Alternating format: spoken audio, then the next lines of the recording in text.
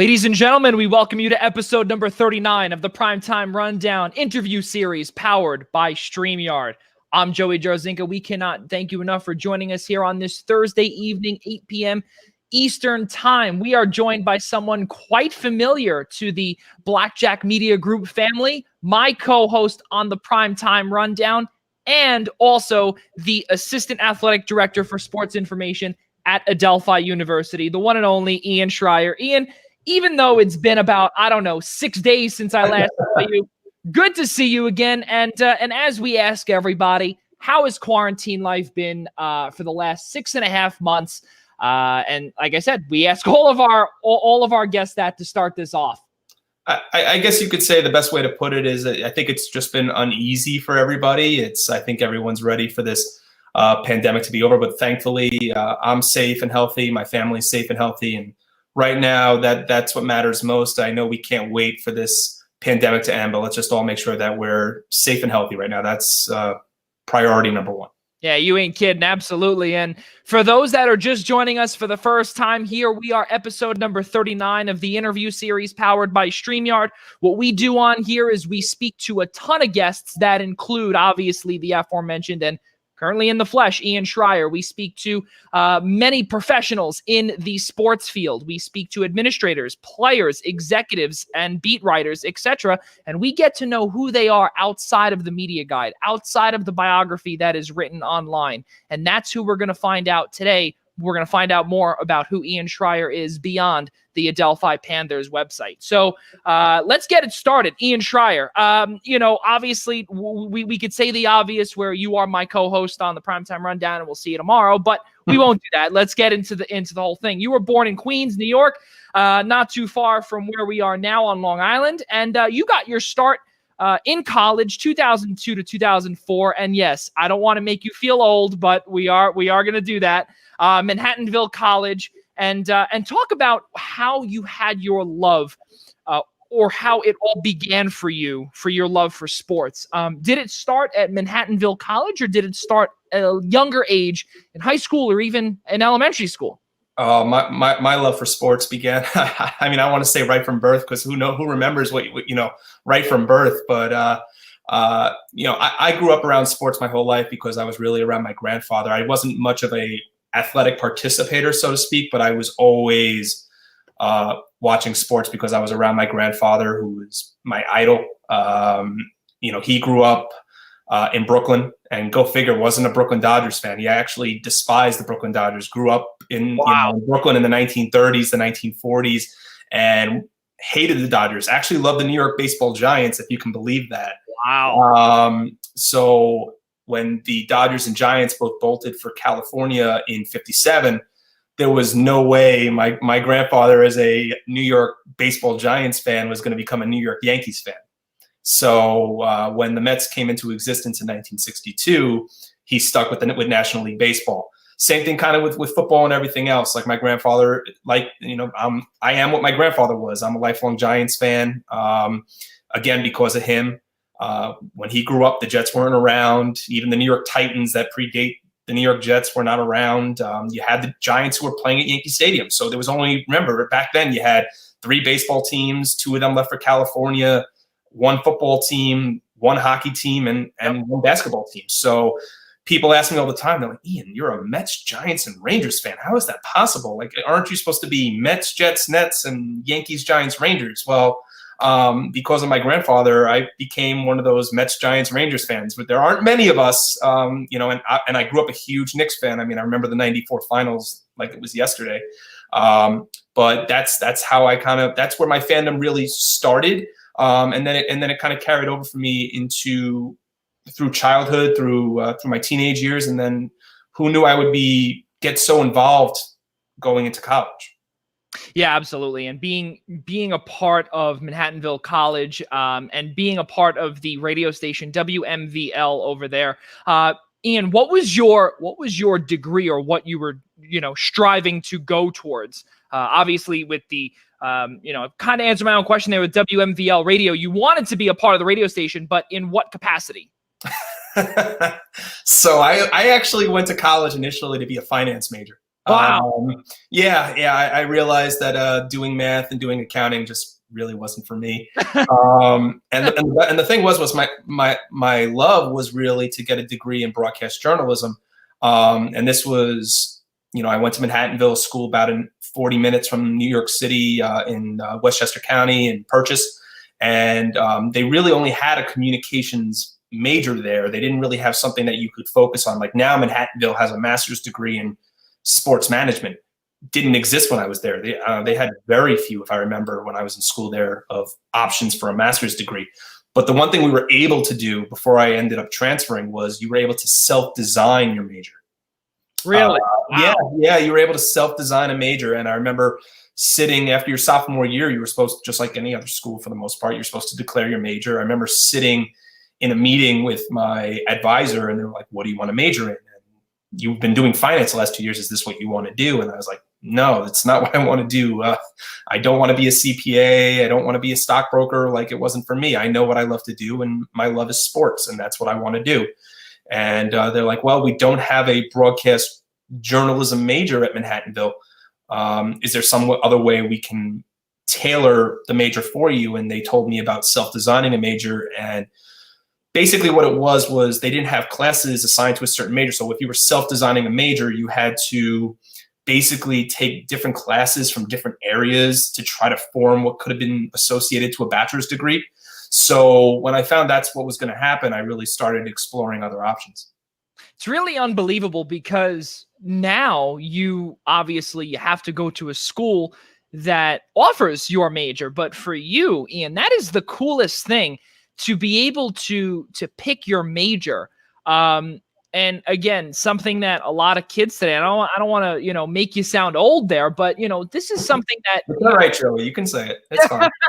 Listen. We save the banter for tomorrow, but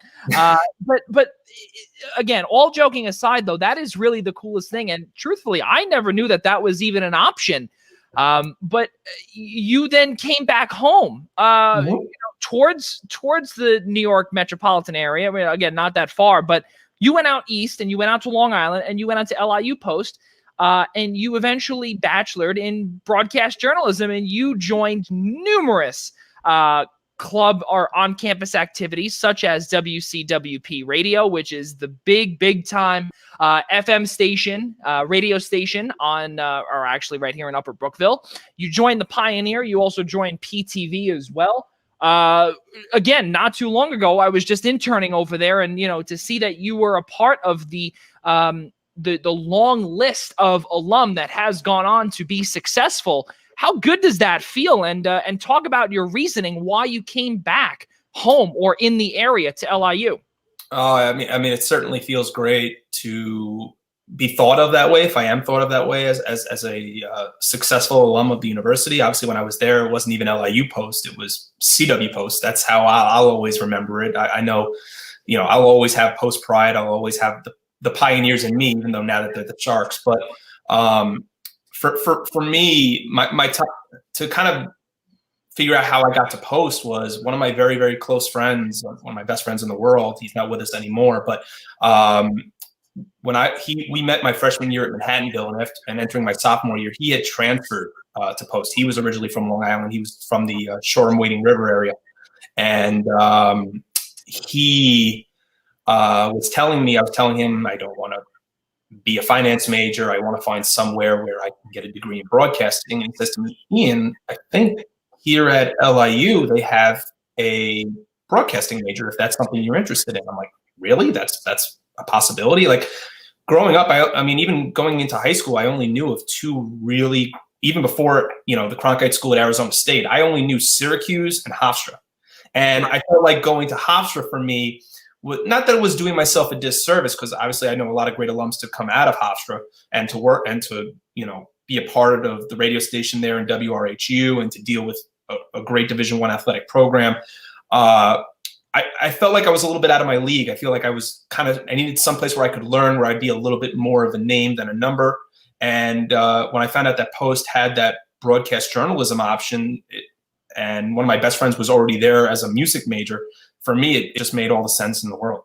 Yeah, and especially you're going back to a place where you have people, you have the people that are there. As you said, your best friend was a music major and everything along those lines, which is really amazing to be able to go to a place that you have sort of some connection with, but you're also not alone. How good, or more on the lines of how big of a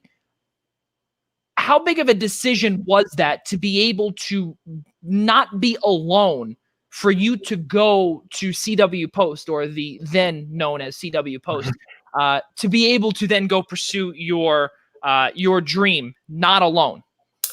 It helped a lot. I'll say that, because my best friend turned out to be my roommate my first year at Post. So it felt like he introduced me to some friends of his, and it turned into a very easy transition for me, where maybe in most cases when you're a junior transfer coming to a new school, you got to meet, you want to meet new people. You're just trying to get yourself accustomed to the way things go at that school. But he made it very, very easy for me. But I knew that when I got to Post and I was going to be majoring in broadcasting, I wanted to become involved in everything possible that I could have with regards to clubs or any sort of participation in anything that would really get me involved with broadcasting. I found out they had a radio station. I found out that they had a TV station. I found out that they had a student newspaper. And I just got myself involved on top of also getting myself involved in their athletic department, which I also did at Manhattanville. So for me, I wanted to do everything I could, because for me, when I wasn't in class, I was at the Pratt, which was the Pratt Recreation Center, which is the gym at where athletics is housed at LIU. You know that very well as well. So for me, it was class sports, whatever it might be. Sports were just always a part of my life, and I wanted to do everything I could to achieve that dream. Sports is in your DNA. It's in a lot of our DNAs, but you know what? Basically, the bottom line for all of us is that we're all not athletic enough to be able to no. But that's okay, because you know what? I'm the same exact way too. So, we a lot of us in this industry obviously aren't, but there's always a spot for all of us to be able to do something, which is really, really amazing. And clearly, it's also the connections too, Ian, that really make a difference. Because when you were at LIU, you met someone that not only is one of your closest friends today, but actually is someone that works for us at St. Francis College on a freelance basis. His name is Tom Emberly. And that is the coolest thing, because not only, I met him just by, him doing stats and stuff like that, but, to be able to get involved with public address announcing, something that, what you and I were talking about off camera, how good is it to be able to make that connection and then eventually be able to carry that connection on to become a really, really close friendship down the road? Well, I can't start my connection with Tom without starting really what got me to my relationship with Tom. Going back to my Manhattanville days in the fall of 2002, I had tried out for the baseball team, had gotten cut. And a lot of my close friends when I started at school there were all either baseball alum or had participated on the team or were current baseball student athletes. And they were saying, Ian, just because you got cut doesn't mean you shouldn't be involved with us in some way. Have you thought about working for the athletic department? And I said, no, I didn't even know that was a possibility. I'm 18 years old. What do I know? And they introduced me at the time to their sports information director at the time, who was Ken Johnson, who's now running the ship at MIT in their athletic communications office. And I also met their assistant director of athletics, who's their current AD at Manhattanville, Julian Fisher, now Julian Caulfield. She's married to the head baseball coach at Manhattanville now. And I told them that I just wanted to come there. I wanted to provide any help that I possibly could, and told them I wanted to work baseball games. And they said, you sound good on a microphone. Have you thought about doing anything other than baseball? And I said, no, I'm not too familiar. How could I help? And I think 24 hours later, they put me on for my first game ever, which was actually a volleyball match at Manhattanville. I had nerves running up and down my spine, to say the least, because I had never jumped on a microphone before. This was new for me. This was new territory. And I'll never forget asking how to pronounce a certain city in New York, because he would always say, at outside hitter, a junior from this town. And for me, I didn't know how to pronounce the name Schenectady. So yes. I remember asking someone, how do you say this? S-C-H-E, Schenectady. Oh, well, but from there, it kind of took off. And I did that for 2 years at Manhattanville. I had transferred to Post. I had done the same duties as their public address announcer for a year. That's really before I got into the sports information industry, Joey. That's really what I wanted to do. I thought actually being a public address announcer could warrant some kind of full-time job. I remember going to a career fair back in the summer of '03 when I had gotten my first real job in professional sports working as an intern with the Cyclones. I remember standing online, waiting to get into Shea Stadium, waiting to go to that career fair and telling a couple of friends of mine and saying, what are you here for? Like, what kind of jobs are you applying for? I just want to be a public address announcer. Like that wasn't feasible at the time for full-time work. So I get to post. I did a year working those same duties at LIU, and then their SID at the time, after my junior year, had stepped away from working there, and Tom Emberly was hired as their sports information director. And I'll never forget the day I met him. I remember meeting Tom. It was, I think, August before the fall 2005 semester. Told him what I was there to do. I didn't think I'd be doing anything more than serving as a public address announcer. And I'll never forget the words that he said to me that today still live with me and is the reason that I got into this field in the first place. I remember him telling me that you seem like you're very passionate about the sports industry. I would like to tell you about what we do in this office aside from working with public address. And he had told me, now keep in mind, this is fall of 2005. So Facebook is still limited only to college students, and Twitter's and Instagram really don't exist yet. And if Twitter exists, it's on a very small scale. So we're not doing half of the responsibilities that we're doing today. I mean, back then in '05, you were updating a website, maybe you were taking some pictures. That's as far, and you were scoring a game. So he tells me, Ian, what you get to do every single day is you get to come to work, you get to watch a sports game, and then you get to write about what you saw. Those were his words to me. I'll never forget them as long as I live. And he's like, would that seem like something you're interested in? Well, that's only my life dream, to work sports every single day. So where do I sign? And a lot of where I am today, I wouldn't be without him. Meeting Tom in the fall of '05 and working for him for 2 years as his student assistant at CW Post really set the tone for my career the rest of the way forward. Again, it's really amazing to see how in just one fall swoop you can make a connection that eventually blossoms into where you are today in life. And that's exactly what happened for you, Ian, because following your graduation, again, your doors opened mightily, where you did not really go far, and you got your main opportunity. They took a chance on a 24-year-old kid. The summer of 2008, you became the athletic communications director at Molloy College, following a brief stint at Stevens Institute of Technology in Hoboken.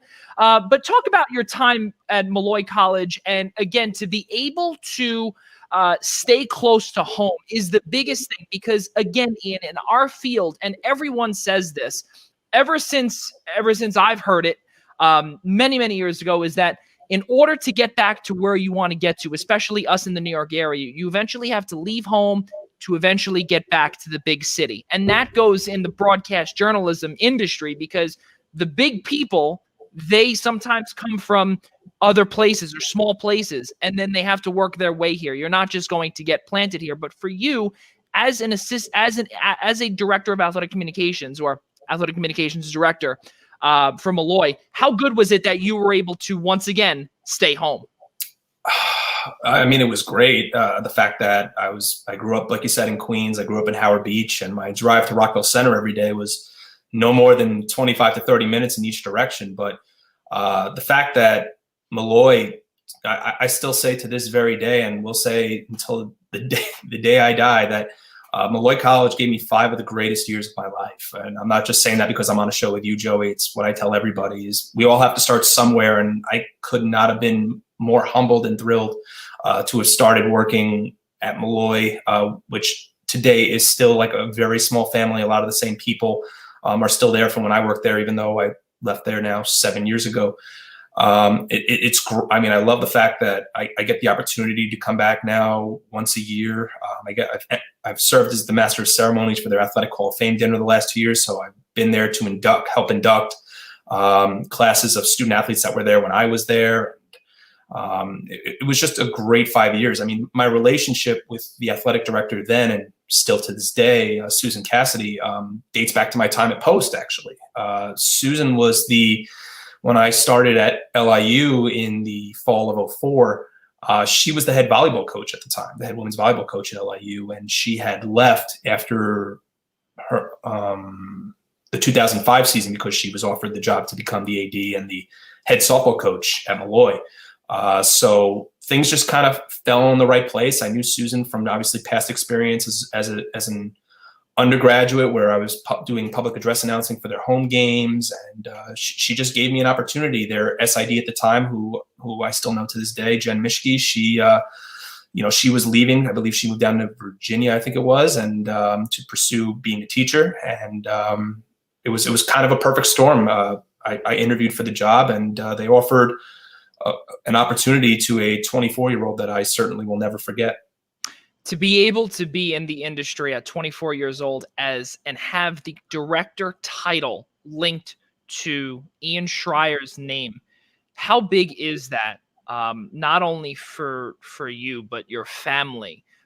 Again, at age 24, this is something, Ian, that you can, not many people ever can have the name or the word director linked to their name. How good of a feeling did that feel coming out of college, and to be able to guide a whole department? How good did that feel for you? It's a sink or swim approach, Joey. It really was. I was only 24 years old. I only had 1 year of full-time experience. I still do count my 2 years with Tom as really full-time experience, because when I wasn't in class, it felt like I was there 9 to 5.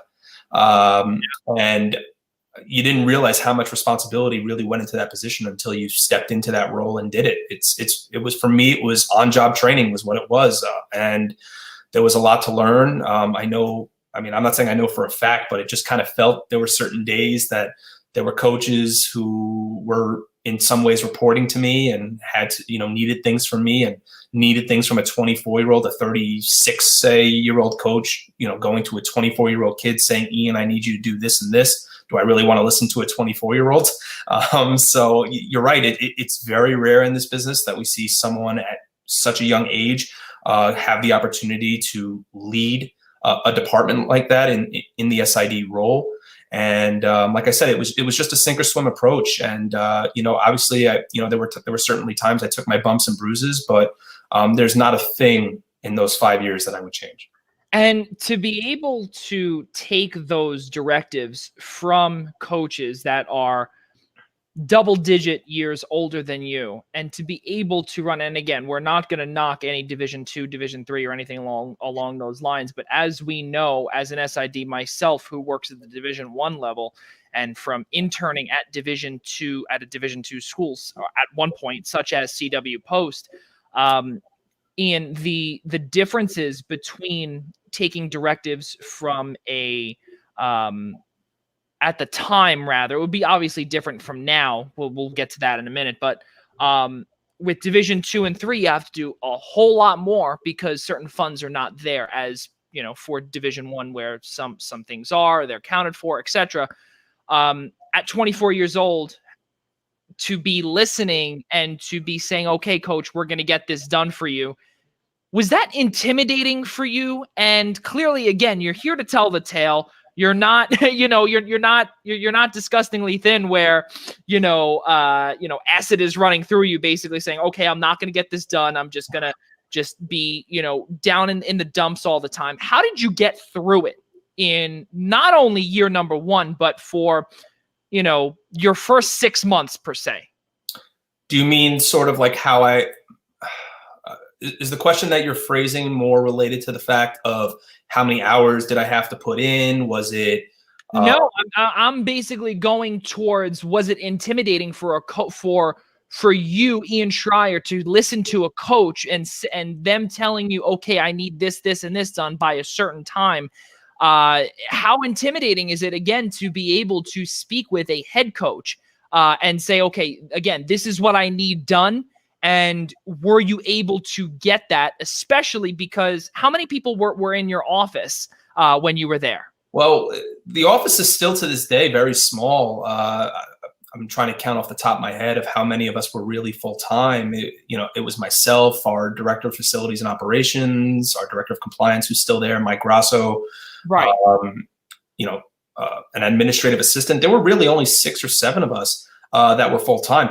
Most of the coaches at Malloy, if you don't know, are part time coaches. Are in there. They're there in season. When they're out of season, they'll swing by every now and again. But for the most part, coaches are constantly walking in and out the door. So a lot of my communication between me and my coaches, when there were things that they needed, a lot of things had to have been done over text, over email, over phone calls. That was the way I was really able to get in touch with my coaches. It wasn't like at some other schools where a lot of your coaches are all full time. Like now for me at Adelphi, like 90% of my coaching staff, I can just go knock on their door at any time when they're in the office between 9 and 5. Maybe not right now, considering of the scattered scheduling due to the pandemic. But on any other given day, I can go knock on coach's door and ask for something that we might need. Malloy, that wasn't the case.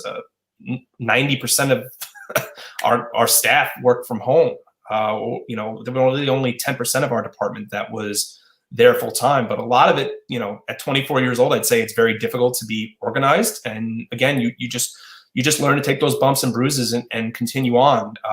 Thankfully, I had a lot of understanding coaches. I had a lot of understanding administrators. I was able to walk into my athletic director's office whenever that was necessary. And still to this day, I say that if you have an AD that keeps their door open to you, that you've hit the jackpot, because I'm not saying that most ADs aren't like that, but when you do have an AD like that will listen to you and wants to work things out with you, that's the kind of place you want to be. And that's why, and a big part of why I was at Malloy for 5 years. Right. Yeah, absolutely. And again, the reason why we brought that up, is just to be able to let those other aspiring SIDs, they should not be they should not be turned away if, God forbid, especially now during a pandemic, a coach, you can't get in touch with them, or the coach was furloughed and you have to basically run or try and come up with content.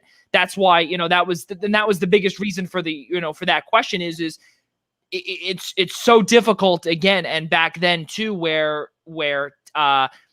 again, text messaging and Facebook and Twitter and Instagram, stuff like that was not really around. So you kind of had to come up with certain ways to be creative. And then now obviously you have a few things at your disposal here. Which is a good thing. But I want to rewind a little bit and go back similar to, and as we always say on our show here, we always talk about The Last Dance. And the reason why is because we started this show right when The Last Dance began, and we like to go from, we like to rewind a little bit and go forward a little bit. So we're going to rewind for just one quick second. And I want to go back to your time with the Brooklyn Cyclones. And the coolest thing, again, you were a video production assistant, and they are currently the single A affiliate of the New York Mets. In single season. It has got to be the coolest thing to be able to, again, on your resume, have the Brooklyn Cyclones as a video production assistant. Ian, you've wanted to work in sports all your life. How big was this, and how did you get there? And to be able to, again, put them on your resume, how big was that for you? Well, there was a little piece of it that I actually mentioned earlier in this interview, Joey, was when I went to Shea Stadium at that career fair. I didn't know why I was there. I thought I was there to become a public address announcer. And I remember a friend of mine and I, we went over there to go drop off our resumes to hopefully find, and I remember the place was packed. And to me, the coolest part wasn't even the fact that I got to drop off my resume. It came with a free ticket to the Mets game. I'm 19 years old. I got a Mets game out of it. Like, that doesn't sound like that doesn't sound like a chore to me. So I remember that summer, I got a call from the Cyclones. I got a call from their director of video production at the time. His name is Vic Christopher. He had invited me to come to Coney Island and more or less interview for the job. And I don't remember really the ins and outs of the interview just because it was so long ago. But I remember just telling him, he's like, what do you think about working in baseball? And what do you think about working for the Mets? And I remember telling him everything about how much I love about Mets baseball. And go figure, that June, I was asked to come in and serve as an intern, where I dipped my feet in everything. I was doing replay. I was doing technical director work. I was doing graphics work. I was doing premiere work for videos on the video board. I was doing line score. You name it. I was getting exposed to it. And it was just a great summer. It really was. I had so much fun. It was a great experience. The opportunity to be involved with some structure at 19 years old with the New York Mets organization, to me, just stood out on its own. I mean, they could have asked me to take out garbage. It wouldn't have mattered to me. For me, it was the opportunity just to be involved with my favorite sports team, 19 years old. Like, you can't go wrong, right? So it was a great summer. And then that next summer, I got asked back on a part-time role, working, and I handled more of their technical director work that year. And it was just 2 summers that I had so much fun meeting great people. Vic went on to do the same thing with the Tri-City Valley Cats, who are the short season affiliate of the Astros up in Troy, just outside of Albany. Yep. And then the person who came in and filled his role after Vic was there for a summer was Brian. His name is Brian Jagoda. And Brian has since now, for the last decade and a half, been working graphics for CBS Sports. He does a Super Bowl or 2. So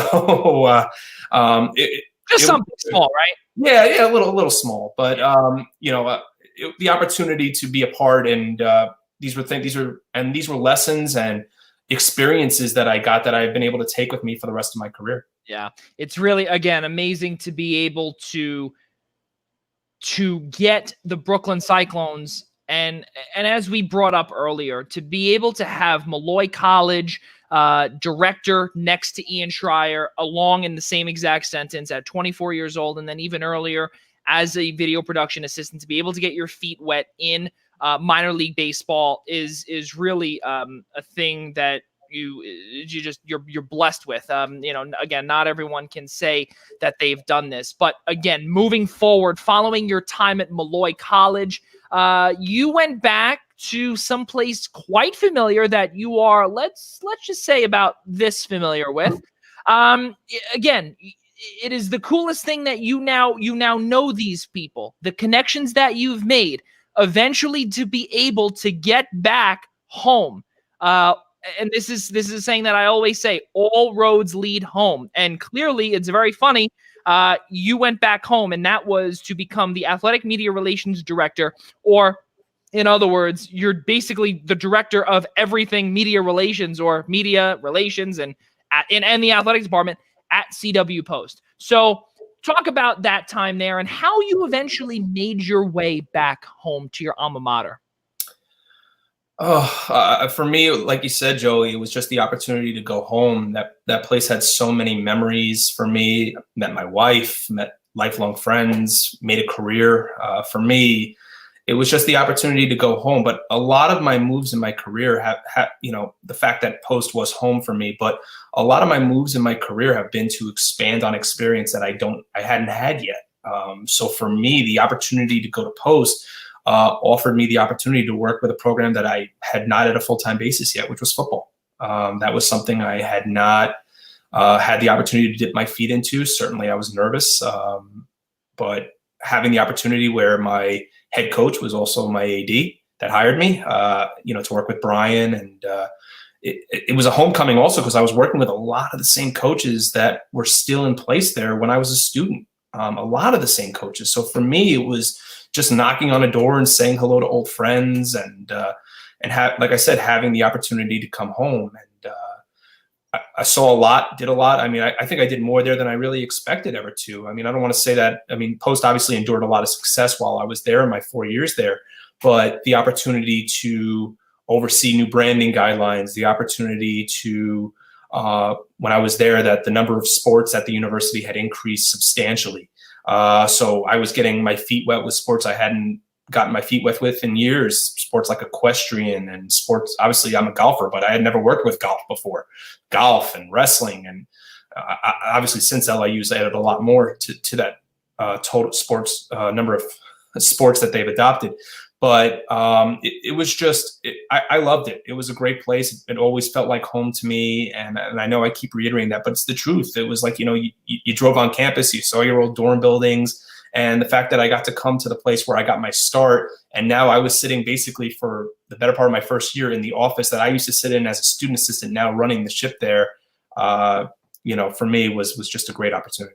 And not only that too, again, it's the connections that you make, and especially in this industry, and it's not only the road or the path or just, submitting your application or the knowing the people, you obviously have the talent to be able to run the whole ship. And again, as you alluded to earlier, where CW Post, now known as LIU, they have added, or let me rephrase, actually, they've combined now all of their sports between Division II and Division I. Now they're one LIU. We'll get to that later on. But when you were there in the Northeast in the NE10, a conference that you're actually very familiar with now, we'll get to that later. You were the primary media liaison for the 2017 Conference Football Championship and also the East Coast Conference ECC Men's and Women's Lacrosse Championships on ESPN3. Now, you get your feet wet on national television or on a streaming service that is shown worldwide. Ian Schraier, this is a humongous question for you, is that you now have, again, the ability to be able to run multiple sports. You are the director of athletic communications director, video production assistant, and now you are the one that everyone has to come asking questions to. Not only how comfortable were you, but how humbling is it to be able to get all of these emails or texts or phone calls and say, hey, Ian, what do I do here? How comfortable was that for you? And how different was that for you at such a young age as well? Joey, I will never forget the year that we hosted the NE10 Football Championship on ESPN3, because that day, and the team we were playing that day was Assumption, and who the SID at the time is now one of the SIDs at the Northeast 10, Ben Stockwell, and he and I are maybe every other week constantly reminiscing about that day and and everything that went into that day. I mean, the day before, I'll never forget, they had brought the generator for the TV truck, and the generator actually leaked oil onto. I'll never forget it as long as I live. That morning, getting to campus. I mean, not only did we have a conference football championship where both stands were going to be completely packed, we had media attention. Next door, we also had, on the field adjacent, we also had a national quarterfinal Division II men's soccer game going on top of, I believe, a tip-off basketball tournament indoors. So it was certainly one of the most challenging. I'll never forget my intern at the time walking into my office and constantly telling me ESPN3 needs you, ESPN3 needs you. And I remember at one point even saying ESPN3 is going to wait because they didn't understand everything else I had going on. And you never would turn TV or media away, but at that situation in that time, you were making sure that everybody was where they needed to be. And you were just worried at this point of just making it sure that you were going to make it to kickoff without a blunder. So, no, it provided a lot of great opportunities. It was very humbling to be receiving those emails saying, Ian, do you have this coordinated? Do you have that? I mean, that same year that we hosted the NE10 Football Championship, we ended up hosting the first two rounds of the NCAA tournament. And one of the team that they had lost to in the NCAA tournament, Shepherd University, had media up from West Virginia. And we were I was basically conducting more or less my first real press conference with about 6 or 7 members of the media there, something I had never gotten my feet wet with. And again, it all goes back to what I said about even going back to my days starting in the business. It's trial by fire. You sink or you swim. And you said it best, Joey. It's really at what was I, 28, 29 years old, to have that kind of opportunity was great. Not only to have that opportunity at such a young age too, Ian, but also for you, not being able to have that experience of having the ESPNs, the CBS Sportses of the world to be able to contact all the time, or to be able to to have during, let's say, a regular season or a preseason tip-off tournament, etc., or whatever the case may be. How, again, and we don't want to keep minimizing it, but how the higher schools or the bigger schools, if you will, have where they speak with, let's say, CBS or ESPN all the time. But now for you, is with such a humongous tournament or championship game. Now, I'm going to go back to the word intimidation, because when you have to do this for a championship, and this is one of the first times that you've ever dealt with this, did you feel that sense of intimidation? Because now everything is pointed to you. God forbid if something were to go wrong, and everyone looks at you and says, all right, well, I'm sure this guy has done whatever. But did you have any prior experience, even just seeing anything with ESPN3, or how did you handle it come championship time? You want to know something, Joey? It really wasn't all that difficult, to be honest, because a lot of the production, a lot of the production came together. More of it was dealing with pregame. A lot of it was the great thing about my time at LIU was it wasn't like I had to deal not just with media relations, but did I have to deal with game ops? No, game ops weren't me. Did I have to? We had a lot of people working together to ensure that day went off without a hitch. It's and to belabor that point, I mean, it wasn't so much intimidation. It was more, there was a lot of that I was going up against, because the fact was that fall I had lost my assistant SID. He had left for St. John's. Wow. And for the better part of until I left LIU, I was without an assistant. So for me, I was really depending on every single person, and this even goes into the 2 NCAA tournament games we hosted. I was depending on every single person in that room to be able to pull their weight. And thankfully, a lot of the people that I worked with there on game days or just every day of the week when I was in the office was able to pull their weight, was able to help me out of a bind when I needed it. Granted, that day I somehow didn't run into a lot of binds, but it was just we were able to handle it because everybody just chips in and does their part. There was no margin of error, clearly, especially when you lose someone that you were able to work with. And really, I'm assuming your old assistant there, you were able to go work hand in hand with, and it was it was so good, because I know, again, how it is with an assistant and everything along those lines, and how difficult was that? I'm going to ask you something completely off script. How difficult was it, Ian, to now you had to run the whole thing when your assistant was gone? Now, how tough is that to be able to coordinate all these different sports, to be able to do, and especially as you brought up, how the number of sports that LIU or CW Post had adopted when you were there from 2013 to 17, was there a rise in the number of sports that happened? So how difficult? Sure. We went from 16, I believe it was, in the span of a year and a half to 24. I think it was. So another 8. Yeah, they had added when I was there, they had added indoor and outdoor track and field. I'm going to try and keep track of everything. Indoor and outdoor track and field, bowling, equestrian, fencing, men's and women's golf. I think that accounts for the 8 if you count indoor and outdoor twice. So for both genders. So that the tracks made up 4 and the other made up the other 4. So yeah, we went from 16 to 24 in basically a year or two. For me, was it intimidating a little bit? Sure, but this wasn't something I really wasn't ready for, because when I was at Malloy for 5 years, albeit there weren't as many sports as 24, but it felt like something that I didn't want to lose my assistant. Who would want to lose any of their staff? The thing was I lost my assistant, and my graduate assistant became the new director of facilities and game day ops. So I had lost my entire staff. So in basically the span of a few months. So for me, I was prepared for it. I was ready to go. For me at Malloy, I dealt with I believe it was 16 at the time, sports on my own. So for me, I just knew if I was going to complain about it, who was going to listen to me? All I was going to do was going to set myself up for failure. So I just put my head down and went at it. That's really amazing to hear that. And we'll ask the question later on about how you were able to handle it, along with during now with the pandemic, and how you can just keep moving forward with this. But again, to be able to be the primary media liaison. A humbling feeling.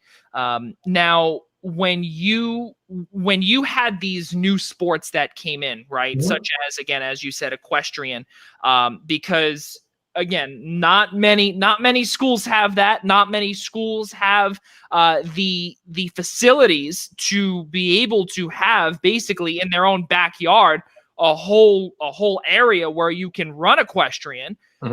How difficult is it to be able to learn a brand new sport in a matter of however long, especially, again, and we keep going back to the word intimidation, because we've seen it, and I'm sure you've seen it as well, where people basically freeze and they can't do the job. They can't perform the job because they don't mentally have it. And especially when it comes to a sport, and I don't want to keep, kicking the dead horse to death, but equestrian is not something that every school has, that people can say, oh yeah, I did equestrian. Well, we don't have that here. Well, now what else can you bring to the table? So for you to be able to do that and add that to the SID resume, what was that like for you when that became a sport that CW Post adopted? My experience, actually, Joey, in that situation was that my experience was for my benefit. A lot of those sports that we had added, or I should say when I was at LIU that they added at the time, I had dealt with in some capacity in my prior experiences. Equestrian was a sport that Stevens and Malloy both had, and I both had to work with. So for me, that wasn't anything I wasn't used to dealing with. Fencing, Stevens had it. Track and field, Stevens had it. Malloy had it. So the only sport that I really didn't have any experience with in terms of writing a recap for it was bowling. Bowling was the one sport I had I played as a kid. I was in a high school league at that counts. No, but but you get where I'm going with this. Like that was the one thing that I really didn't have a lot of experience with. My assistant at the time dealt with bowling most when we added it at the time. And I only really had it for 1 year. And then when I had left to take the CUNY job, CUNY didn't have bowling. So, and now being at Adelphi, I'm working with a great coach again, who really sat down with me the second I got into I was hired by the department, and really sat down with me and explained to me the ins and outs of the sport and the things that I should be looking for. Now, for all of those that are watching right now, YouTube, Periscope, Facebook, on Zingo Television, channel 198 on the I-95 Sports and Entertainment Network, or even again on our Facebook page, The Eastern Observer, wherever it is. For every SID that's watching, I want to ask you this personally. I want to say, what are the odds that all three schools up to 2017 for Ian Schraier that had equestrian, all three, what are the odds that is the case anywhere else? Has anyone ever heard of that? Slim to none. And if so, if someone has a different answer than slim to none, please put it in our chat. We would love to hear who that is, and we'd love to hear your explanation. But we'll actually get to that tomorrow. We'll elaborate on that tomorrow, but we put that up here because that really is absolutely amazing. Be able to, and again, to have it at Stevens, to have it at Malloy, and then to have it at CW Post is the coolest thing, because not many people could say that. And the same thing goes with schools like out west, where they have rodeo. We don't have rodeo out here. No. None of that out here. So again, where Ian has three schools with equestrian, something again. I would say, Joey, I've been very, very lucky with respect to the number of sports I've been exposed to in my career. I would say the only sports that I really haven't ever been exposed to, even dating back to my days working at Manhattanville, the only sports I haven't worked with maybe are like water polo and alpine skiing. I mean, if you put skiing in front of me, I am gone. Listen, when I got to Stevens, I knew nothing about wrestling. Nothing. Yeah. I grew up, I grew up watching the Attitude Era of WWE. That's not collegiate wrestling.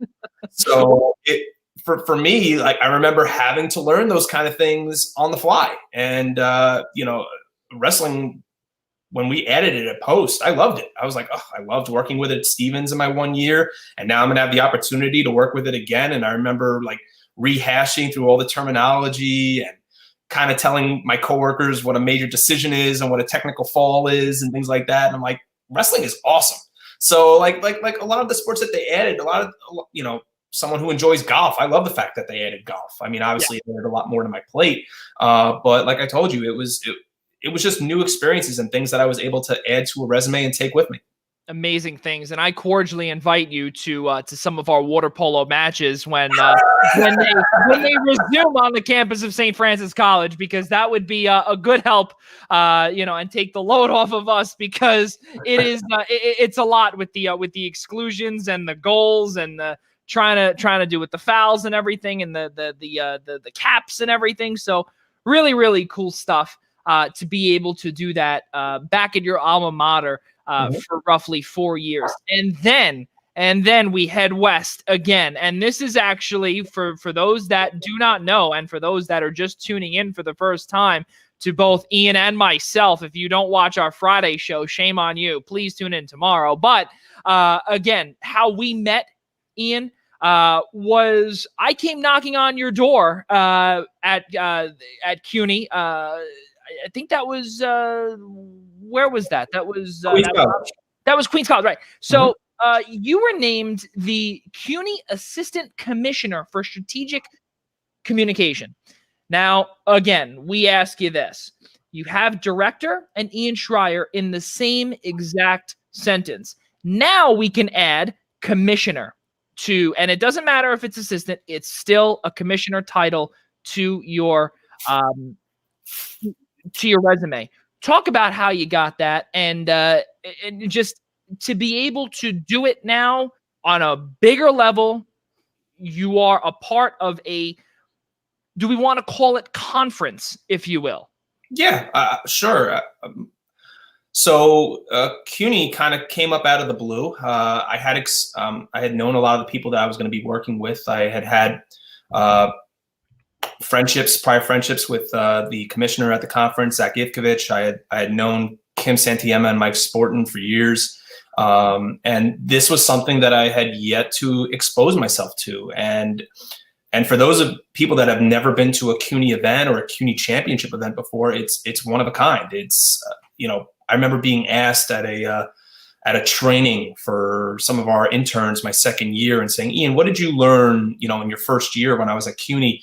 What did you learn about CUNY that's different from everything else? And I'll tell you, in terms of championships, in terms of the way things are run and the way things are operated, CUNY runs things for their championships like it's a Division I event. Like you're going to the Final Four, the signage, the crowds, the experience. Like they try to make it basically like you're at, I don't want to compare it to like the Super Bowl, but like they make it like you're on the grandest stage of them all. And, for a conference that's only based out of the 5 boroughs of New York City, and to do that for their student athletes was certainly an eye-opening experience. The fact that they broadcast, they bring in an outside production company to come in and broadcast a lot of their championships. That's something that I had never seen before done at a conference office level. I had never done I'd always been on the receiving end of doing Player of the Week and Rookie of the Week. I had never actually been the person to select those nominees. So there were so many different pieces at CUNY that I got exposed to that are not done anywhere else. Like one of my favorite parts of working at CUNY was the opportunity, because when you work in a conference office, you tend to have a little bit more of an isolated feel as compared to working at a campus. At a conference office, you're a little more, no student athletes are really coming to visit you. It's pretty much the same people walking through the door every single day. And I don't want to say it becomes boring. It's just a different, coming from someone who had 9 years experience working as a director on a campus or between 2 campuses. I had never experienced anything like I did at CUNY before. So for me, the opportunity at the end of every year where they have their Scholar Athlete of the Year dinner, and the fact most times I got to go for 2 years to 4 different CUNY campuses and go talk to the student athletes and go talk to the administrators and really get to know the people on these campuses isn't something that you see at most conference offices in the country, Division I, II, or III, especially Division III. Now, when you were the one to pick the rookies of the week, players of the week, little joking question, But did you ever get any backlash from anybody when you saw them and say, why didn't you pick me? Why didn't you pick my player? Why didn't you pick me as the rookie or the player of the week? I mean, I'm going to kind of pat myself on the back here. I actually didn't get too many of those. So I kind of feel like I did it right. But I certainly got the phone call a couple of times for each season saying, Ian, why didn't you pick my kid? What was wrong? He had much better numbers than the guy you picked. And I'm not going to get into too many get into any specific conversations that I had with any coaches or fellow SIDs. But yeah, of course. I mean, that comes with every conference office. They'd be lying through their teeth if they told you no. That's unbelievable to go through that, to hear that, and especially when your number or your office number is public knowledge, it's bound to happen. So, well, granted, I never got any parents or any fans calling me. For the most part, it was coaches, not even student athletes, coaches, and really SIDs from other schools calling just to bust my chops about why I didn't pick their kid. Well, that's pretty good. And again, something, again, where there's a slim margin of people or SIDs dealing with 3 sets of equestrian programs. Now we can add the not having a lot of phone calls, or a lot. I had some. Let's not say I had few. That few would be a relative understatement there. 2019, Ian. Let's keep moving forward. 2019 is when you conclude your time at CUNY and to be able to head back east once again. And this is where you are now. We see on your sweatshirt, you are the Assistant Athletic Director for Sports Information at Adelphi University, Garden City, New York. You are back here on Long Island. Talk about how you, let's say, came back home for a third time. How good did it feel to be, again, you didn't have to go far. You're here, and you go back to the Division II level that you, and again, you're a part of the Northeast 10 Conference again. How good does it feel to be able to get back into familiar digs? I think you just said it yourself there, Joey. Familiarity. A big part of why I had left CUNY, a very big part of it, was the fact that in the summer of 2018, my wife and I had our first child. Yes. And she's 2 years old now. But when I was inquiring about the Adelphi position, she was only a year old, and I needed to be closer to home. Yes, that the fact that I was moving back to a school setting, whereas maybe in a conference office setting where you have more free weekends and, your only busy times of the year or championship times. For me, the travel and the back and forth to Queens College, and the fact that I could be closer to home, go pick up my daughter if need be, and only be 20 minutes away instead of maybe sometimes it would take me an hour to get home from my offices at CUNY, played a very, very large role in that decision. I had also missed the opportunity to be back working with the student athletes. Like I said, the conference office kind of gave a little bit of that isolated feel, where I really missed talking to coaches every day, and I really missed talking to student athletes every day. And when I got to Adelphi, it's kind of like I just kind of got right back in the groove, and I got to develop great relationships with the coaches and fellow administration and staff that I have at Adelphi. I mean, I had, like I said, pre-existing relationships with Emily and Vinny, and Vinny and I worked Long Island and Brooklyn Nets games together, so I had known him already.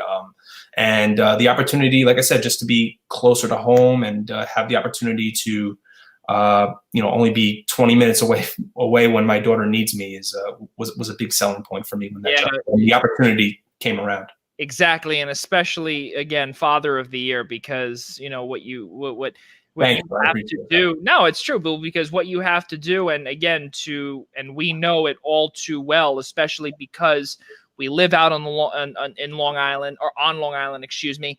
and to be able to travel west is not easy, and especially where you were also not much public transportation, if any, from Long Island to there. So to be able to do that and to make that family choice, it's a life-changing move. So kudos to that, and especially looking out for the family as number one. Really, really good stuff. So we continue on, and let's get back to a few other freelance opportunities that you were able to take and you still have currently. You are the in-game statistician for the New York Jets. You've also worked for the Long Island Nets, Brooklyn Nets, Army West Point football, the now defunct Verizon Fios One Sports / MSG Varsity. And you've also done statistics, the in-game statistician role for the New Era Pinstripe Bowl, the NIT season tip-off, and the Barclays Center Classic. Again, these roles, Ian, are stuff that people dream of having, and they can't get it ever.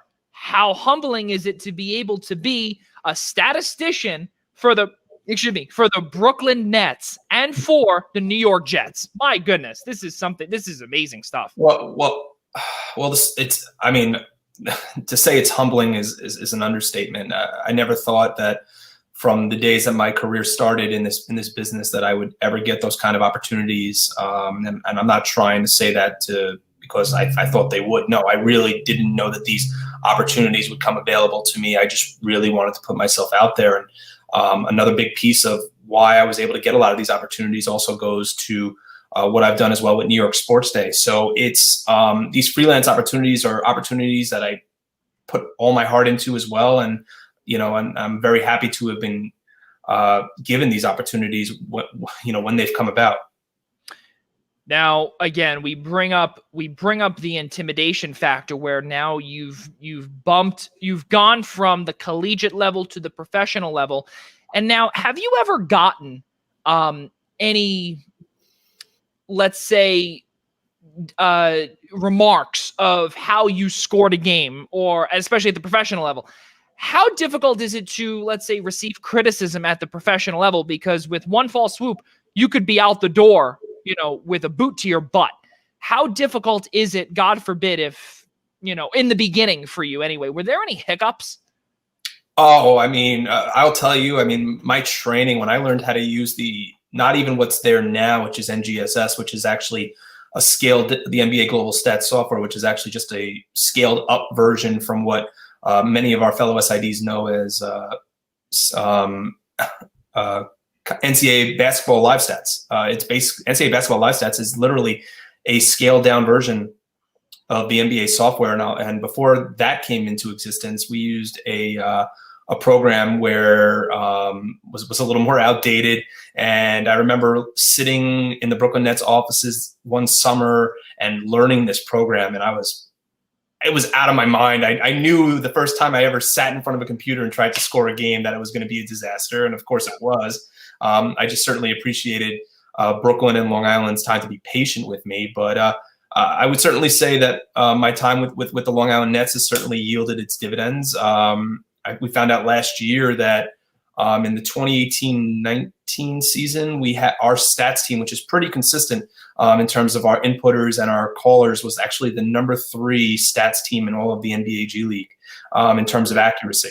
So not trying to pat myself on the back, but like you said, there's definitely an intimidation factor, but I put so much heart into everything I do, and just the opportunity to be on the court at Barclays Center, be on the court at Nassau Coliseum, be up at Yankee Stadium watching a football game, whatever it might be. It's just about maintaining that professionalism, that professional atmosphere, and just doing the best that you can. And not only that, too, Ian, this is stuff that when you grew up, as you brought up earlier, where you would be looking and you would see these guys that are doing the job that you're doing now is really amazing, because now you're one of those.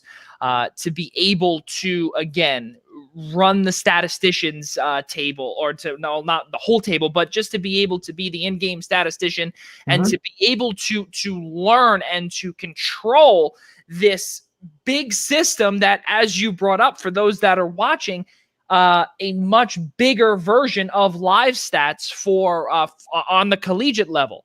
So really good stuff. And again, to be able to balance all of this work at the professional level, now you can say you've almost done it all. But now you've also been in numerous professional press boxes as well as a contributor / staff writer for New York Sports Day, where you covered the following: your New York Mets, let's call them the biggest rival to your New York Rangers, the New York Islanders.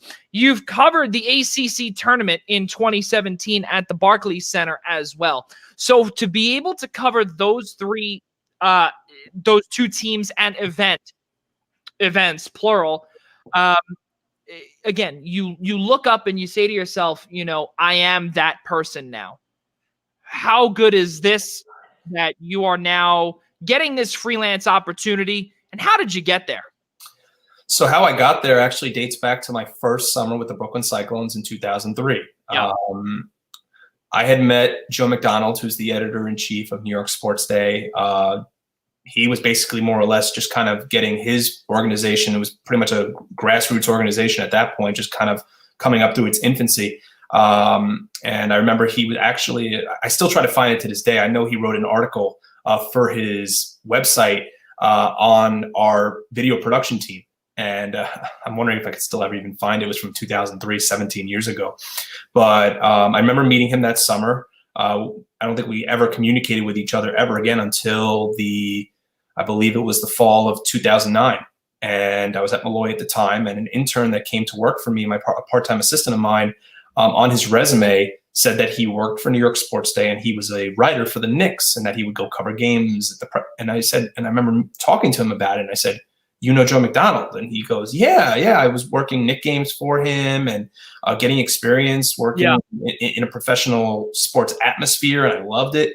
And I remember asking him, do you think that he has any need for any further writers? And I asked him, and he said to me, he's like, why don't you email him? I mean, you have a relationship with him. You haven't spoken to him in a long time, but maybe that would be something that would interest him if you reach out. And I said, do you get paid anything for it? He said, no, it's full pro bono. Like, you do it on your own dime. And to me, I was like, that's fine. Yeah. I mean, at that point, I'm 24, 25 years old. Yep. And I have the opportunity potentially to go work a hockey game without, get credentialed for a professional hockey game, get credentialed for a professional baseball game. Where do I sign? And I remember reaching out to him and telling him where I was working. And he said to me, he's like, well, you work at Malloy, which was at the time, and we need an Islanders writer. And Malloy and the Coliseum are right down the street from each other. And he worked in the city at the time. So he's like, and he would go cover the Ranger games. So I said, he's like, if you want to be my Islanders writer, I would love to have you credentialed. And it took off from there.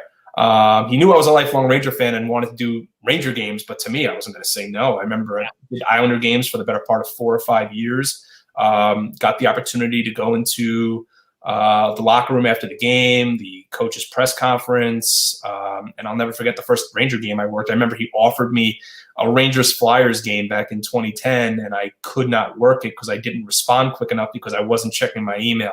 Wow. I believe the game, if I remember correctly, was actually on Black Friday, and I couldn't work it because I wasn't looking at my email on Thanksgiving. Right. So like a week later, you offered me my first Ranger game, and of course I didn't say no to that. And that to me was an experience I'll never forget, just because to me, I was having the opportunity to walk into the inner workings of the Garden, to a place that was like a mecca to me, and still is a mecca to me, and have the opportunity to walk down the hallways that some of the great Knicks and Rangers greats that I idolized and grew up watching. Had the opportunity to walk into the locker room, and I looked to my left. I remember my first game, I saw Henrik Lundqvist on my left, and I nearly, yeah. I mean, to me, it was, it's like being a kid in a candy store. Like, you don't know what to do, and you're kind of like walking around. And at that time, I didn't even have a recorder, a voice recorder or anything to record like I do now. I went there with pen and pad and started to and took handwritten notes. So, the one team I could never break into because he always had enough people to work was baseball. And for me, the opportunity to getting to the press box for the Mets was really like my end game. Was really like, if I have the opportunity to really get a chance to go to Citi Field and have the opportunity to work a game for him there, I mean, wow. And go figure, the year the Mets went to the World Series, 2015, he had told me that he needed a writer for the Mets game.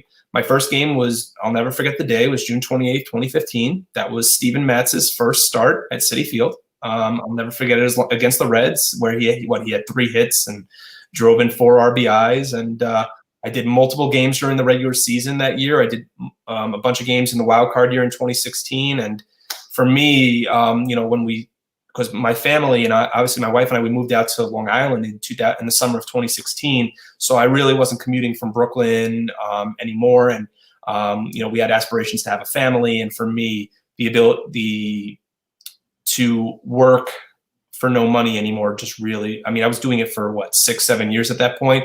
I had really done everything I could for them and still wanted to do more, but it just wasn't feasible.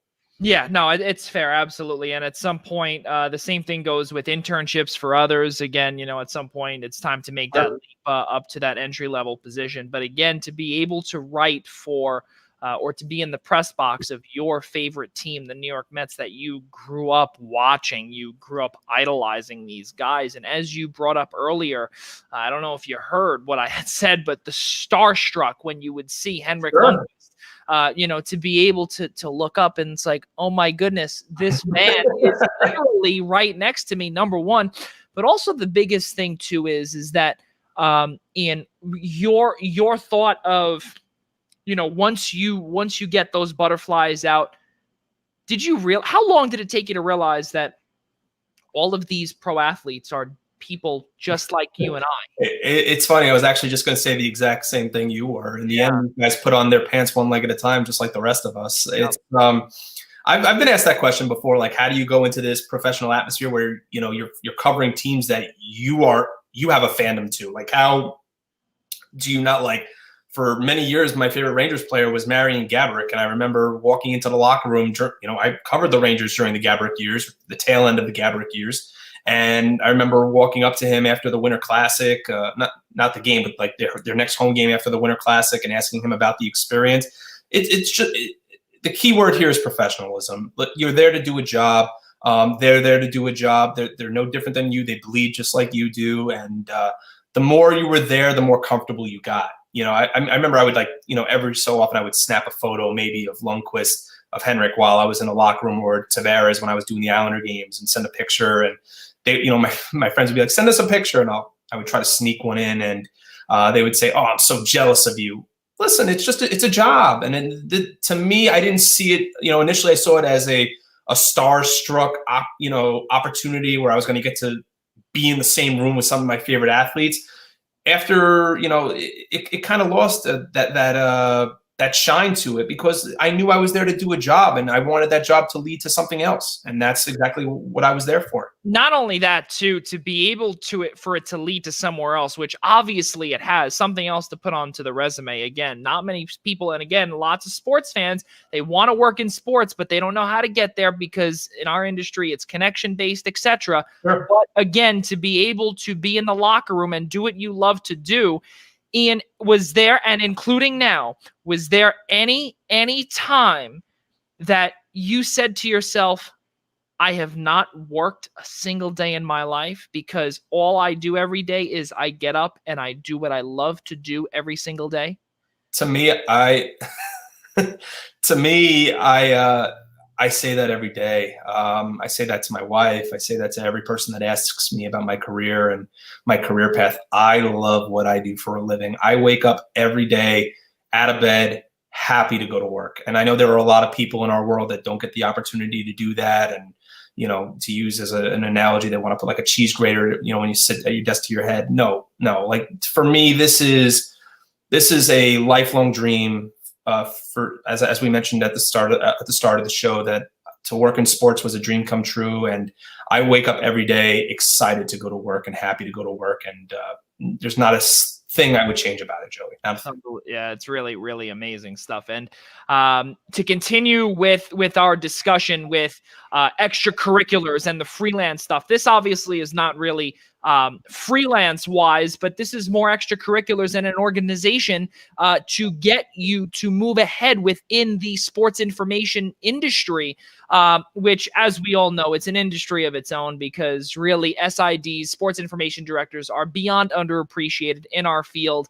The amount of work that we do, it's really, again, great stuff that not only you, but everyone else does to try and promote their sports, albeit obviously, how many sports teams you're doing. And some people at the D3 level, D2 level, D1 level, even sometimes, because of the financial crunch now, are working with 21 sports, or 21, 22, 16, however many sports it is, to be able to try and get or try and keep up with everything during this pandemic. But for you, to be able to learn from others, you are a member of an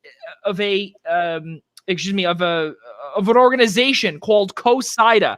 And what COSIDA is, you held multiple leadership roles.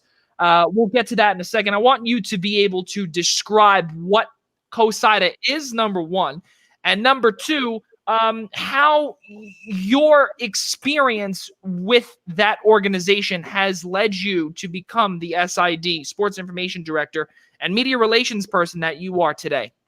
Well, COSIDA stands for the College Sports Information Directors of America. They are more or less the way to, I wouldn't call them the governing structure like the way the NCAA is seen, or the governing structure of SIDs. The best way to describe COSIDA is that it is the SID's coaches organization, so to speak. How soccer in college has United Soccer Coaches, how NABC and WBCA govern men's and women's basketball for their coaches, respectively. That's what COSIDA is for us. And from when I started in this business back in 2007, and to see where COSIDA is today, and the amount of representation we've seen year over year at convention, and the amount of representation that we see that wants to volunteer their time to committees, and wants to volunteer their time and wants to be a part of it. That was just a big part of my participation within COSIDA, was because I just wanted to get myself involved. And I can't stress this enough. A big part of why we are where we are today is because of networking. I think, Joe, you've said the word networking a few times in the show. How important it is to connect with people. And COSIDA, if this is the business that or EastCom, if this is the business that you see yourself wanting to be in, COSIDA convention, EastCom convention, or just getting involved in panels, or getting involved in their continuing education speaker series, things like that, get yourself involved. That's how you're going to get out there. That's how you're going to meet these people. And it's a reason why I've met a lot of the people that I have. Yeah, absolutely. COSIDA, I'm actually a member of it. It's really, really good stuff. You've also held leadership roles with COSIDA Workshop Program Committee. You've also been a part of the D2 SIDA Executive Board. You coordinated voting for the D2 ADA Men's Soccer All East Region and USILA Division II All America teams. Now, again, we bring up the connections, how eventually you got these. Again, to be able to be working on a workshop program committee, to hold certain leadership roles, again, at such a young age. And we want to say, Ian, obviously, where you are now, you're still young. We're all still young. To be able to hold these positions and to be able to participate in some of these committees or programs or workshops, how big is this, again, to advance in the industry? Oh, it's huge. And the opportunity just to be a part of chairing a committee, or being on their board of directors, or involving yourself in some sort of leadership role. Like COSIDA advocates every time that there's a call, or every time that there's a panel at every convention, get on committees, volunteer yourself. Look, I wouldn't have been able to get on to become a co-chair of the workshop program committee if it wasn't for one of my mentors in this business, Dennis O'Donnell. Dennis, the longtime SID at the University of Rochester. I met him at my first COSIDA convention in 2009 in San Antonio, Texas. And I just met him by pure happenstance. I was out to dinner, and I was out to dinner with a good friend, and Dennis and another friend of mine, a future friend of mine, had come over, and I had developed relationships with. And Dennis was telling me about the program committee, and that he chaired the program committee. And what the program committee did for COSIDA was that they came up with the ideas and developed all the ideas that went into the programming for the workshop. And I was like, wow, that sounds like something I would definitely be interested in. He's like, yeah, Ian, shoot me an email and let's get things going. And to this day, I still, depend every time I see Dennis at a convention. He and I always, make sure to make time for each other and talk to each other and catch up. And I still turn to him for advice to this very day. And I remember, I believe it was the 2011 convention in Marco Island, where he named us his co-vice, myself, and at the time, April Good from Virginia Tech as his co-vice chairs. And he stepped down in 2012 at the St. Louis convention and named us both as co-chairs. And I just couldn't have been more grateful and humbled to have had the opportunity to serve in those roles that I did. It's absolutely amazing to be able to get the opportunity to be able to serve on these roles, to serve on the panels, to also, don't forget, I don't know if you've ever gone to some of the conventions with and again, I personally have never been to one, but from what I hear, it's not only it's really informative, but again, the amount of people, it's the everyone in your industry who can go really just chats with one another. Everyone's usually outgoing, and just to be able to mingle with each other and have a good time, and to just really learn from each other, because everyone else has you're able to learn from everybody else. Someone has a certain quirk that maybe can be useful to you at another division or another conference or another school, etc. Really cool stuff there. So again, for those that are watching or that are sports information director wannabes, or aspiring sports information directors, definitely COSIDA is the place to go to. As Ian said before, EastCom as well. Really, really good stuff there, and again, a resume that most people, and actually all people, should be looking towards if they want to be in the athletic communications field, professional or collegiate.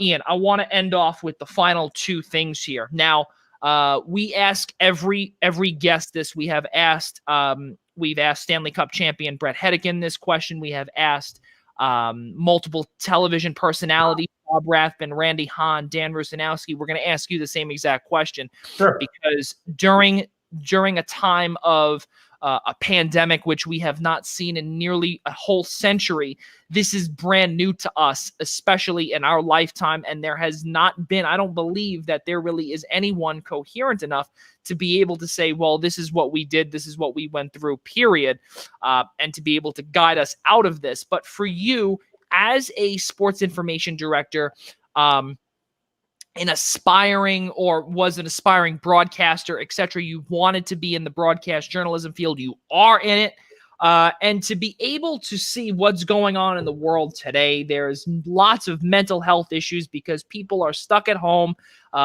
Again, now that winter is coming, summer was great for people to get out, but again, for those people that live in apartments, or the facilities just are not there to be able to stat a game, or to be able to broadcast a game, or to be able to call a game, or an athlete who may not be able to work out or to be able to run because we're told to stay inside.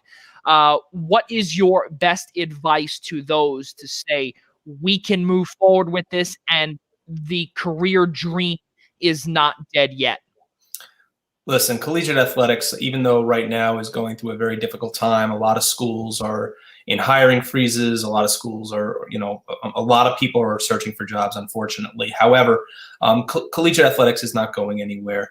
The one thing I can say to use, and this is me kind of taking a coin out of my pocket a little bit, kind of, offering advice that I took for myself, is to get out there when that time comes, is to get out there. And if this is something that you aspire to be, and this is something that you want to do, get out there and volunteer your time.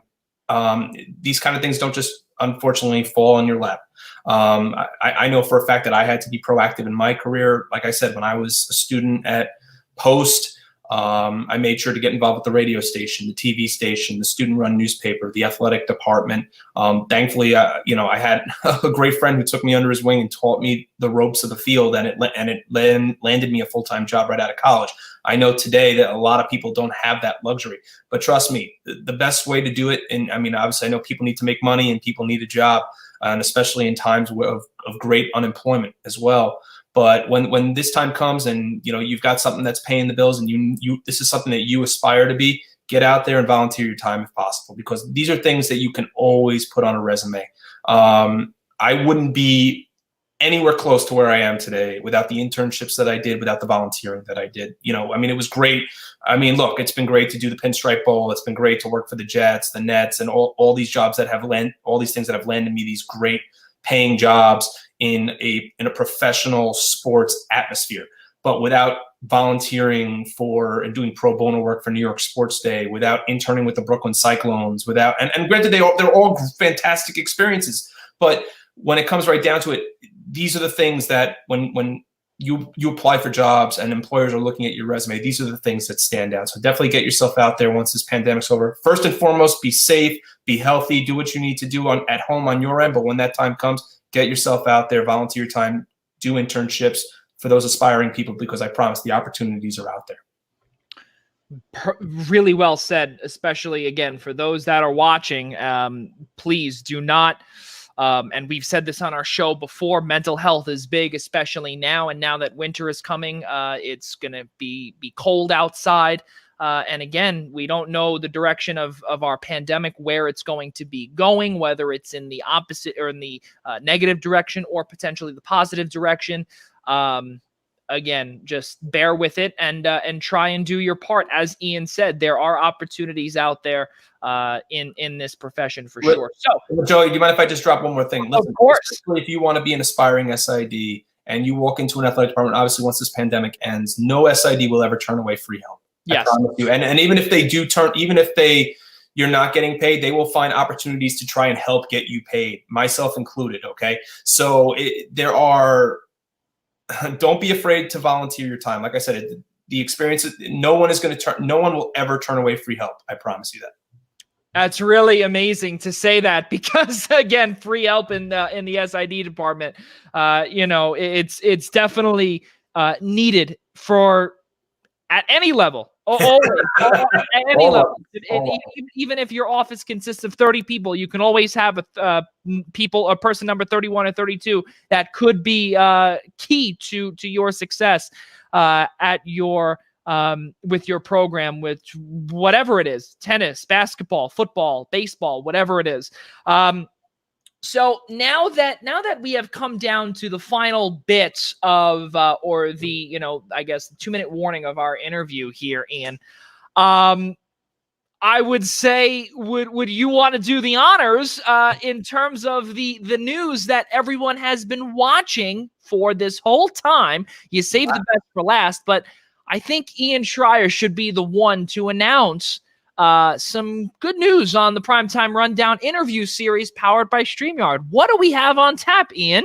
So my interview with Joey today is going to be the first of an ongoing running, and I hopefully continually running interview series where I want to bring on those of us in the athletic communications industry. COSIDA does a great job of telling our stories, and so does EastCom and a lot of other businesses out there that want to tell a story of the SID. And in times of uneasiness, in times of where we're seeing those of us in the business that are losing our job, or I want the opportunity for other SIDs. I mean, our footprint's in the north, in the east, but we're going to branch out everywhere. Just as Joey has branched out with a lot of the people that he's interviewed. We might be located in New York, but we're going to branch out everywhere. And I want to give other SIDs the opportunities to tell their stories, their experiences, just like Joey did for me today. So my hope is that at the start of November, we're going to have our first official guest on for the at least the athletic communications portion of the Primetime Rundown interview series powered by Streamyard. Yeah, you know what? And the best part is for something that Ian, he's going to bring them on, and let's not forget, Ian is going to be the host of the Primetime Rundown interview series. Now, again, we're both going to be doing this, and it is a team project that him and I both discussed a few weeks ago, or actually a month ago, or whatnot. And we are both beyond grateful that we have the time, we have those facilities, and we have the talent to bring on to be able to continue this interview series on such a great streaming platform. Thank you, Streamyard, to be able to continue this and to tell the story of collegiate athletics, and especially the guys and gals as well that do not get their voice heard from really all around. And that includes the guests that Ian brings on, that Ian will be bringing on, and the guests that I'll continue to bring on as well. But please, folks, keep an eye out on the Eastern Observer Facebook page, Twitter page, Instagram page, and also the Eastern Observer website at theeasternobserver.com. Really, really good stuff coming your way. And episode number 40 is going to be with Ian Schraier. So that is going to be the coolest thing, where he can have his first episode on a milestone of an episode. So that's really good stuff. And keep tuned for the announcement. The announcement for our first guest should hopefully be coming this upcoming week. Exactly. So it's gonna be tons of fun there, and now that sports is slowly dying down, if you will, we'll be continuing to bring on guests left and right. It's going to be tons of fun as we continue on here, and Ian and myself team up to really, really knock this thing out of the park and continue to hopefully grab the attention of all of you that are watching, not only for tonight, but moving forward. So Ian Schraier, episode number 39, my co-host of the Primetime Rundown, our flagship podcast. I can't thank you enough for coming on here tonight. And obviously we'll see you tomorrow, but really, really good stuff here. Getting to know who you are even more than just the Adelphi Panthers website. Thank you. I mean, I'm really looking forward to it. It's obviously I love jumping on with yourself and Rob every Friday to talk about the happenings in professional and even a little bit of collegiate sports as well. But this is a labor of love for me, and this is giving me now an opportunity to give back to the industry that has given me so much and so many experiences and things and opportunities that I'll never forget. And I'm very much looking forward to it. Cannot wait for tomorrow night, folks. For those that are usually a part of our programming, please tune back in tomorrow to see both Ian, myself, Rob DeLuca all talk about sports that has happened in the last week. Episode number 38 comes to you live tomorrow night, 6 p.m. right here on the Eastern Observer and the I-95 Sports Network, Zingo Channel 198, also live streaming on YouTube, Facebook, and Periscope. The Primetime Rundown, powered by Streamyard, is presented to you by Black Cats NYC. Also, let's not forget our cross-promotion. We continue doing this every week. We are cross-promoting with the New York Professional Scouts Association. Episode number 27 of the Scouts Minute will come to you on Saturday morning starting at 11 a.m. Eastern Time. We will be speaking, we will be highlighting the amazing career of my good friend, who I have been blessed to know for the past 11 years, New York Yankees area scout and supervisor Caesar Prescott. We will be highlighting his legendary career, and not only that, the player that he signed into the majors, Dylan Betances. Really, really good stuff there from our good friend Caesar and what he has done in his community in the Bronx. Also, next Tuesday, folks, excuse me. I'm thinking it's tomorrow already, saying fellas.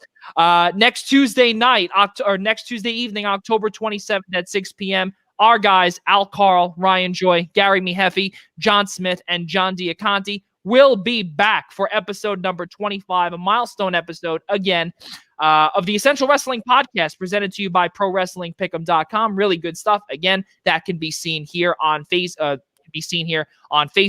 the Eastern Observer, the Blackjack Media Group, I-95 Sports Network, and also Minutes to Bell Time as well. So again, ladies and gentlemen, we'd like to conclude this saying tomorrow, please tune in, and we cannot thank you all enough for coming on here tonight. for one final time. That's Ian Schraier, Assistant Director of Sports Information, Assistant Athletic Director for Sports Information at Adelphi University. I'm Joey Jarzynka, and for all of us at the Blackjack